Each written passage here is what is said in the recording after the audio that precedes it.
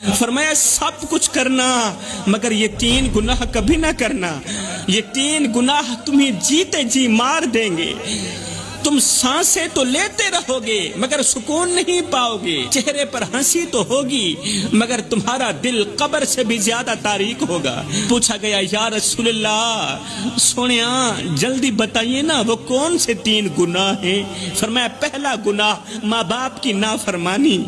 فرمایا جس نے ماں کی بات کاٹی، جس نے باپ کی بات کاٹی، اس کی قسمت رب نے خود کاٹ دی اور جڑ سے کاٹ دی۔ جس کی زبان سے بوڑھے باپ کے لیے سخت الفاظ نکلے، اس کی دعائیں آسمان تک نہ پہنچی۔ ماں کی آنکھوں سے گرنے والا آنسو تمہاری پوری نسل تباہ کر سکتا ہے۔ خدا را اپنی نسلوں کو بربادی سے بچاؤ، تباہ کرنے سے بچاؤ۔ ماں کی آنکھوں سے آنسو مت نکالو۔ باپ کی خاموشی اگر بد دعا بن گئی تو تمہاری دعاؤں کو آسمان پر پہنچنے کا راستہ ہرگز نہیں ملے گا۔ جس نوجوان کی رات ماں کی فکر کے بغیر گزرے، اس کی صبح کبھی روشن نہیں ہوتی۔ اللہ اکبر۔ میرے رسول کریم نے فرمایا دوسرا گناہ مر جانا، مٹ جانا، اللہ کے ساتھ کسی کو شریک مت ٹھہرانا۔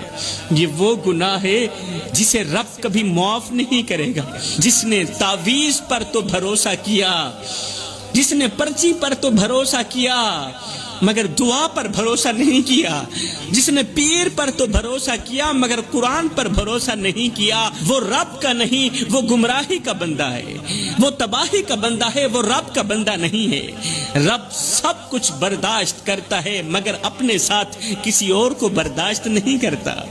تو میرے رسول کریم صلی اللہ علیہ وسلم نے فرمایا دوسرا گناہ اللہ کے ساتھ کسی کو شریک ٹھہرانا۔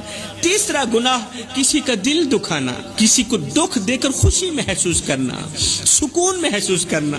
کسی کو اتنا مت ستاؤ کہ وہ اللہ کے سامنے تمہارا نام لے کر رو پڑے، کیونکہ جب مظلوم کی آہ عرش تک جاتی ہے نا تو ظالم کے محل مٹی میں ملا دیے جاتے ہیں، پھر طاقتوروں کے محل مٹی میں ملا دیے جاتے ہیں جب مظلوم کی آہ عرش تک جاتی ہے۔ وہ آنکھ جو رات کے اندھیرے میں بہتی ہے، وہ دل جو بے آواز تڑپتا ہے، وہ لب جو کچھ نہیں کہتے مگر خاموشی سے بد دعا ہی دیتے رہتے ہیں، قسم ہے اللہ پاک کی ان کی فریاد عرش کا دروازہ جا کھٹکھٹاتی ہے اور اپنی بات منوا کر ہی دم لیتی ہے۔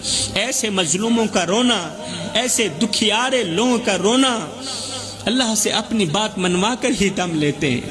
تمہارے رویے، تمہارے الفاظ، تمہاری بے حسی ایک دن تمہارے ہی خلاف گواہی بن جائے گی۔